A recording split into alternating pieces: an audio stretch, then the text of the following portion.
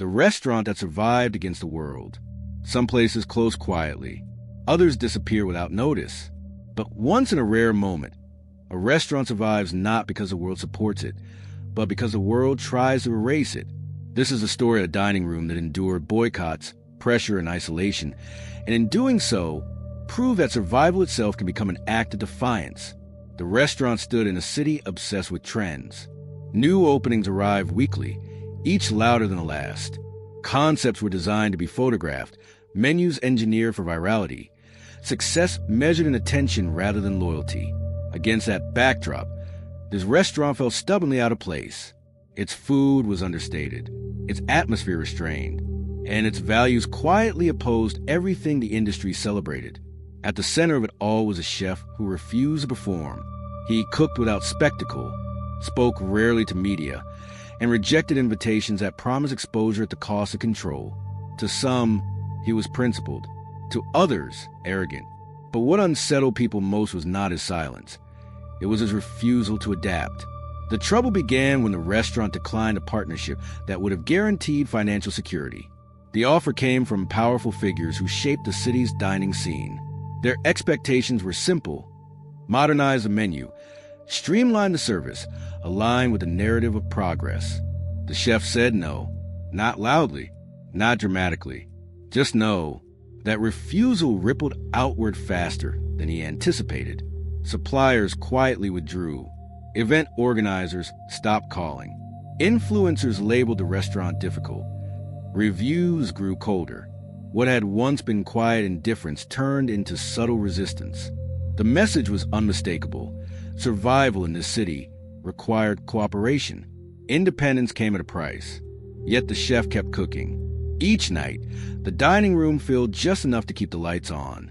Regulars returned with loyalty sharpened by tension. The staff stayed, aware they were standing on uncertain ground. And beneath the pressure, something extraordinary began to take shape.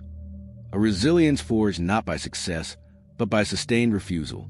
The restaurant did not know it yet, but it was about to be tested in ways that would force it to confront the very meaning of survival and whether standing alone was something it could truly endure. The resistance tightened slowly, almost politely. Health inspections became more frequent. Permits were delayed without explanation. Minor infractions were magnified into warnings. Nothing outright illegal, just enough pressure to remind the chef how fragile independence could be. Each obstacle arrived wrapped in procedure, leaving no single enemy to confront. Only a system quietly closing its grip. Inside the restaurant, the mood shifted from unease to resolve. The staff learned to work with fewer resources, fewer ingredients, fewer certainties. They fixed broken equipment themselves. They rewrote schedules weekly. They learned to anticipate shortages before they arrived. Survival became a shared language spoken without complaint. The dining room didn't sparkle, but it endured. Outside, the narrative hardened. Food media stopped mentioning the restaurant altogether. When it did appear, it was framed as stubborn, outdated, irrelevant. Trendsetters mocked its refusal to evolve. Investors whispered that it wouldn't last a year. The city moved on loudly, confidently, convinced it was watching a slow, inevitable decline. But something unexpected happened. The absence of noise attracted a different kind of attention. Writers tired of hype found their way in. Diners burned out by spectacle sought refuge in the quiet. Chefs on the edge of exhaustion came after service, sitting silently, tasting food that reminded them why they had started cooking in the first place. The restaurant became a place you found, not a place you were told to visit. The chef noticed a change in subtle ways. Conversations lingered longer. Plates returned empty without commentary. Guests didn't ask for photos or explanations. They trusted the food. They trusted the space. In a city addicted to validation, trust felt radical. But trust didn't protect against consequences. One evening, the landlord delivered notice.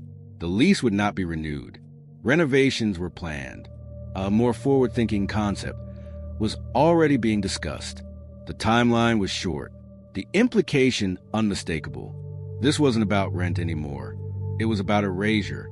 The staff gathered after service, sitting where guests once did. No one spoke at first. They all understood what this meant. The city had decided the restaurant no longer fit its future. And now the question was no longer how to survive quietly. It was whether survival required surrender or something far more dangerous. The conflict had reached its edge, and the next choice would determine whether the restaurant disappeared as expected or stood its ground when everything around it demanded it vanish. The notice changed everything. Survival was no longer abstract. It had a deadline. Weeks, not years. The staff felt in their movements, sharper and more deliberate, as if every service might be the last. The chef said nothing, but his silence carried a gravity that needed no explanation. They were no longer cooking for longevity. They were cooking for meaning. Word spread quickly through the city, not through headlines, but through whispers. The restaurant was closing. The phrase landed with finality, as if the world had already written its ending. Reservations filled suddenly, not with trend chasers, but with those who found something rare inside those walls and feared losing it. Old regulars returned. Former staff flew in. Quiet allies emerged from corners the chef never knew existed. But the pressure intensified. City officials cited zoning concerns. Inspectors returned with renewed scrutiny. Each visit felt like a reminder that resistance had limits when power decided to ply weight. The chef understood the message clearly now. He was being given a chance to exit gracefully, to disappear without forcing confrontation. All he had to do was comply. Then came the offer, a last-minute proposal from a development group connected to the landlord. They would extend the lease, briefly, if the chef agreed to rebrand. New name, new concept, a heritage-inspired menu polished for mass appeal. The kitchen would survive, but only as a shell of itself. The chef would remain, but only as a symbol. The staff waited for his response. That night, after service ended and the city's noise pressed against the windows, the chef gathered them in the dining room. He spoke plainly. He explained the offer. He explained the cost. And then he asked a question no one expected. If this place ends, he said, what do you want to have meant? No one answered immediately. Then one voice. Then another. Not about fame. Not about success. About honesty. About choosing dignity over permission. About standing somewhere long enough to be remembered not for winning, but for refusing. The chef felt something settle inside him. He declined the offer. The final weeks became charged with clarity. Every dish mattered. Every conversation felt intentional. The restaurant no longer tried to survive. It stood fully in itself. The staff cooked not with fear, but with resolve. Diners sensed it immediately. Something unrepeatable was happening, and everyone knew it. The world had expected a quiet disappearance. Instead, it was about to witness a closing act that would echo far beyond a locked door. The climax was approaching, and it would decide whether standing against the world was an act of futility or the beginning of something that could not be erased. The final night arrived without banners or announcements. No farewell speeches. No media presence.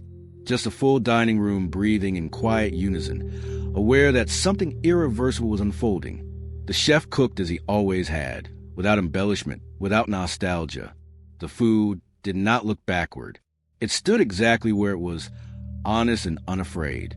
When the last dish left the kitchen, the staff gathered silently. No applause followed. No tears at first. Just stillness. The kind that comes when something has been finished properly. The lights went out. The doors closed. And the restaurant became a memory. But the world did not move on the way it was supposed to. Within months, something strange began surfacing across the city. Small kitchens opened without investors. Menus grew shorter. Services slowed. Chefs stopped chasing visibility and started chasing clarity. Diners noticed a shift but couldn't trace its origin. There was no manifesto, no movement name, just a subtle resistance spreading through practice rather than proclamation. Former staff carried the ethos elsewhere, not as imitation, but as instinct. They didn't replicate dishes. They replicated restraint. They cooked without apology, without permission, and diners felt the difference immediately. Years later, the building that once housed a restaurant reopened as something modern and loud. It drew crowds. It faded. The restaurant that survived against the world never returned in physical form. But it didn't disappear. It survived in the spaces it reshaped, the people it changed, and the quiet courage it proved was possible, even when standing alone. Because survival is not always about staying open. Sometimes it's about staying true long enough to change what comes next. So, what do you think? Was it worth standing alone when the world demanded surrender? The rest